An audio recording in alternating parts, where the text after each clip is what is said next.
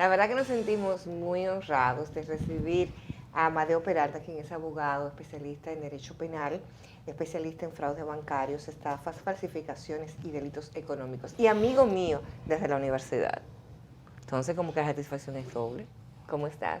Así es, gracias, un placer para mí también estar aquí con ustedes. Feliz tarde para todo el que se encuentre en sus casas.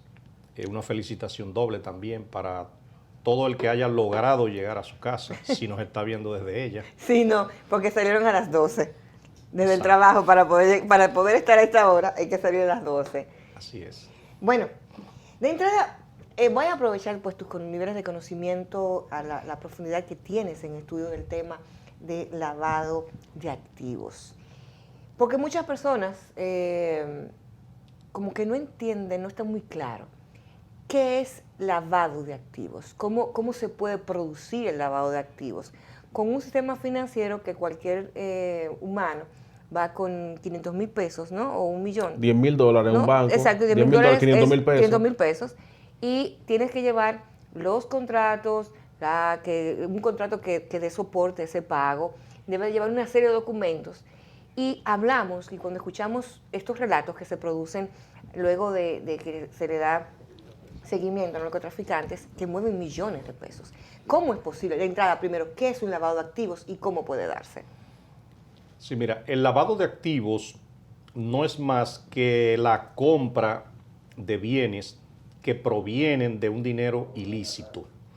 Una persona, por ejemplo, que se dedique a la venta de armas ilegales, al proxenetismo, a las estafas agravadas, a la violación a la propiedad industrial, a la violación de la ley de drogas, y con ese dinero obtiene esa ganancia, discúlpame, y precisamente compra bienes y puede comprar vehículos, casas, fincas, apartamentos.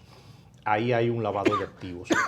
Toda propiedad comprada con un dinero ilícito es lavado de activos. Yo inclusive siempre aprovecho la oportunidad para decirle a todo el que tenga la oportunidad de vernos, hasta de Google baje la ley 155-17 sobre lavado de activos. Es una ley muy complicada para todo el que maneja cualquier tipo de dinero, recursos o cualquier bien. De ahí siempre he dicho que nuestras cámaras legislativas inclusive aprobaron esa ley sin leerla. Y hoy es una ley muy complicada donde somos todos sujetos obligados. Son sujetos obligados los notarios, los abogados, la financiera, los dealers, los bancos, la banca de apuestas, el sector construcción, el sector inmobiliario, el sector de el que compra y vende y alquila propiedades. Todos somos sujetos obligados ante esa ley. Y esa ley inclusive establece penas muy severas en casi todos los artículos que van inclusive a los 20 años de prisión. De ahí te puedo decir que cuando una persona logra leer en lectura comprensiva la ley de lavado de activos, se pudiera evitar muchísimas situaciones. Y yo te puedo decir que la ley es tan amplia, abarca tanto, que cualquier persona acostado en su cama puede hasta caer preso. De hecho, a veces yo me he quedado así de manera jocosa diciendo que algunas cárceles de las que se están construyendo en este momento no darán abasto si se empieza a someter gente por la ley de lavado de activos. Te digo inclusive que ahí contempló el fraude tributario. Todo el que comete fraude tributario comete lavado de activos. Entonces, el fraude tributario es tan amplio que una persona, inclusive un profesional, tiene la obligación de emitir comprobantes fiscales al momento de emitir una factura a un cliente, a un banco, a una empresa, y hasta con que la secretaria se equivoque con esos comprobantes fiscales, usted de una u otra manera comete un fraude tributario porque no le reportó o le reportó una información errónea a la Dirección de Impuestos Internos. Pero también el hecho de que una persona voluntariamente o no evada un impuesto. Inclusive usted puede gestionar la traída de un vehículo y usted busca un aduanero que le haga la diligencia en aduana, y si ese aduanero hizo algo, se la buscó y evadió algunos impuestos, usted es el responsable. Entonces, cuando usted lo someten por violación a la ley de lavado de activos, entre otras infracciones que se le imputan, su situación procesal es muy difícil. De ahí que este es un tema que pudiésemos durar 2 horas hablando de la ley de lavado de activos y el tiempo no daría. Te puedo inclusive decir, recientemente fue apresada la esposa de César, alias el abusador, Marisol, no recuerdo el apellido ahora, y esa señora, algunas personas me decían o me preguntaban, pero las esposas no tienen nada que ver con el delito que cometa su marido.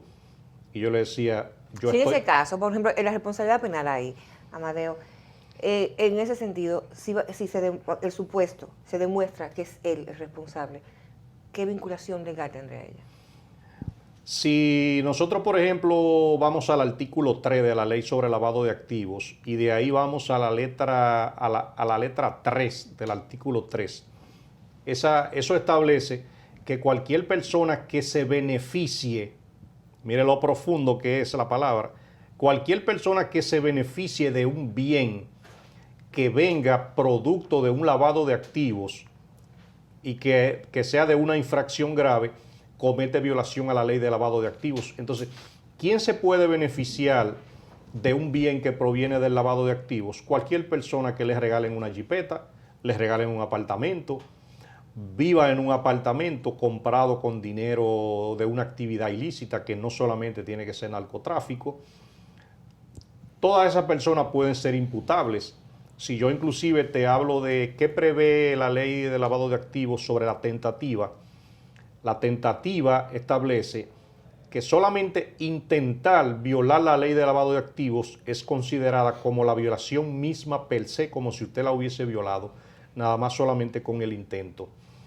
De ahí que son muchas las personas involucradas en una red que puede inclusive ser sometida por esa ley, y te puedo decir, todo el que se asocie, todo el que administre, todo el que oculte, cada palabrita de esa es una palabra amplia, Claro. Todo el que se asocie, mucha gente se asocia en diferentes negocios, todo el que administre, todo el que oculte, todo el que maneje, todo el que se beneficie de un bien proveniente de lavado de activos puede ser sometido, y como te dije ahorita, son pocas las sanciones que establecen penas, por ejemplo, de 10 años de prisión. De ahí te puedo decir también que la ley de lavado de activos por lo menos abrió un capítulo para algunas personas que hayan realizado negocios de buena fe con alguna gente vinculado a esa actividad. La ley sí protege esos derechos. Ahí hay cuando hay buena fe. Cuando hay buena fe. Porque ahí voy. Por ejemplo, si yo hago un negocio con una persona, pero yo realmente no sé que esa persona estaba en actividades ilícitas, y yo de buena fe, qué sé yo, le hago un negocio, la venta de un vehículo, o nos asociamos en algún tipo de negocio. Entonces, y esa persona declara, no, él no tiene nada, él no sabía mis actividades. ¿Qué hace la ley conmigo? Cada situación personal es investigable, pero yo te puedo decir, los dealers, por ejemplo, tienen una obligación per se que no pueden renunciar a ella. Y una de esas obligaciones es, a nadie le pueden vender un vehículo con dinero en efectivo que no sea una cantidad de $15,000 hasta ese tope. Son 750,000 pesos. De ahí en adelante la operación debe ser bancarizada. Debe ser con una transferencia de la cuenta del comprador al vendedor, o con un cheque certificado, con un giro, cualquier sistema que sea bancarizado. A nivel de propiedades inmobiliarias, está prohibido recibir más de $1 millón en efectivo. Entonces, todas las propiedades se puede decir que pasan de $1 millón de pesos. Claro, por más barata que sea. Por más barata que sea. Entonces, los registros de títulos inclusive estaban devolviendo cantidades de traspasos porque el comprador o el vendedor no demostraba que compró bajo el sistema financiero. Tiene que mostrar el aval, tiene que mostrar, por ejemplo, un cheque de cómo fue el pago para la compra del inmueble. Ahí justamente mi pregunta, Amadeo. bien definidas con mucha propiedad las complejidades propias del texto legal. Bien definidas el universo en el cual pues, puede una persona estar bajo la categoría de sujetos obligados. ¿Qué pudiera entonces explicar la proliferación de lavado de activos como señalan muchas autoridades? ¿O es sencillamente quizás 2 o 3 casos ínfimos y algunos incluso han llamado una especie de nuestra economía sustentada, decía la pareja del ex embajador de Estados Unidos, una especie como de paraíso del lavado? Mira, anteriormente es innegable que la economía dominicana estaba ampliamente sostenida en lavado de activos que provenían de diferentes tipos de infracciones.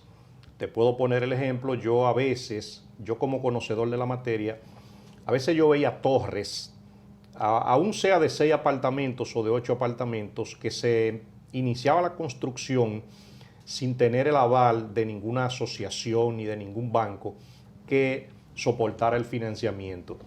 La misma persona que construía la torre era ella misma que te financiaba.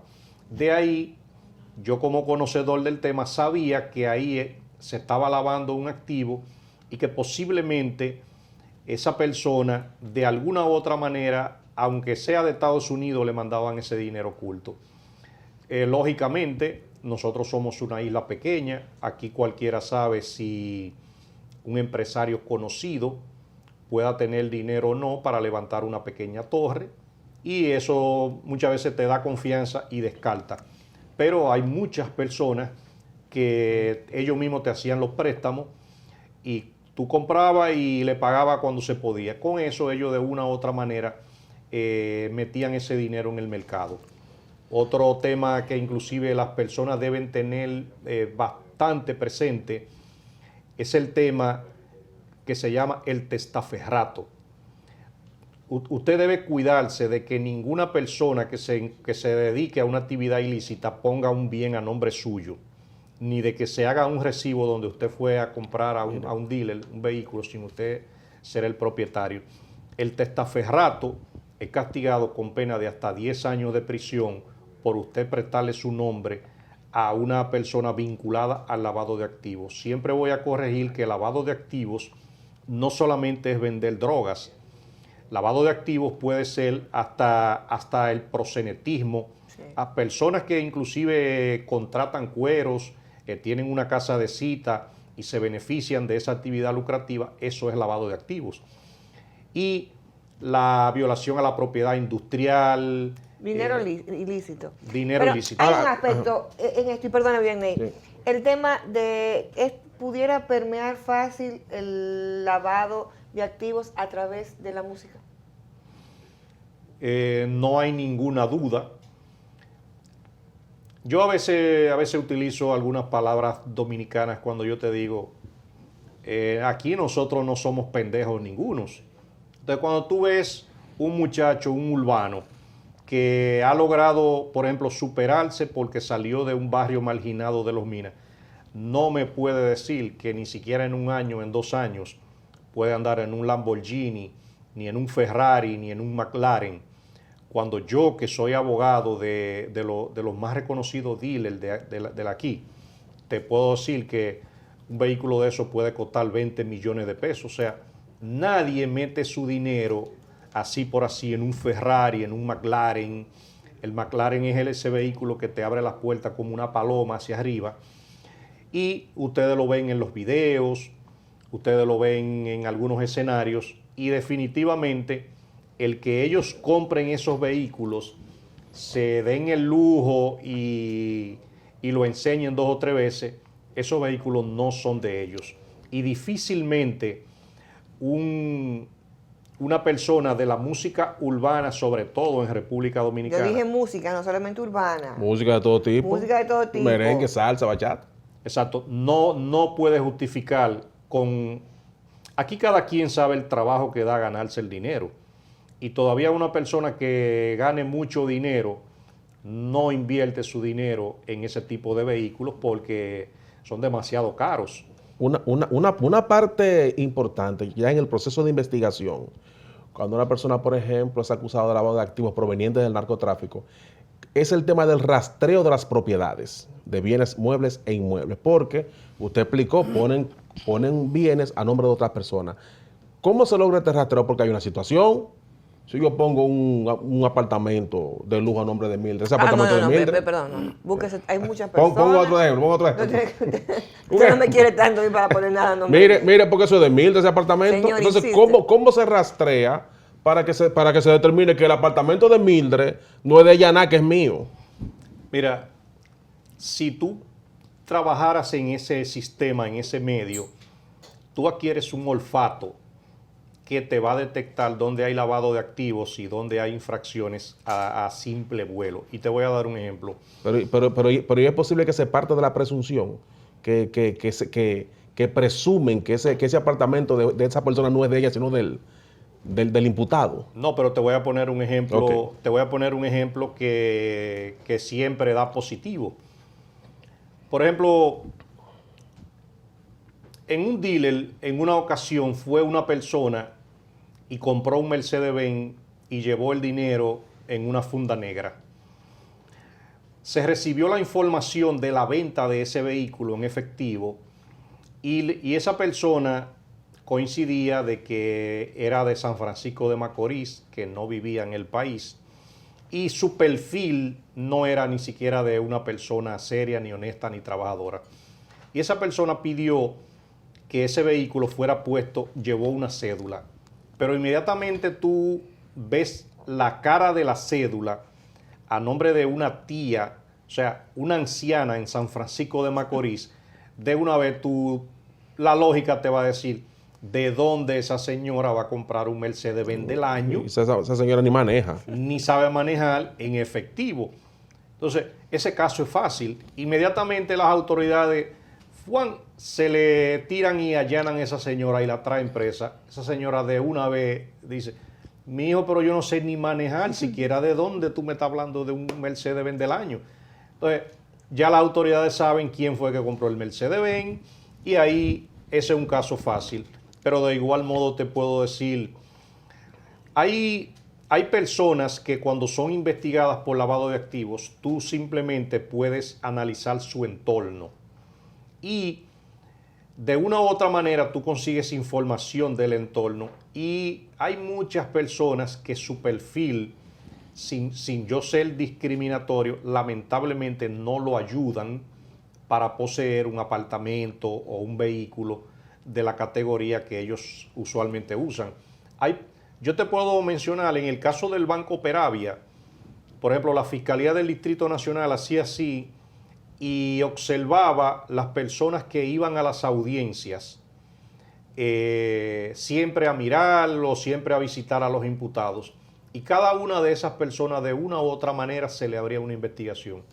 Entonces, ahí apareció una señora con una jipeta del año y con 2 apartamentos a nombre de ella.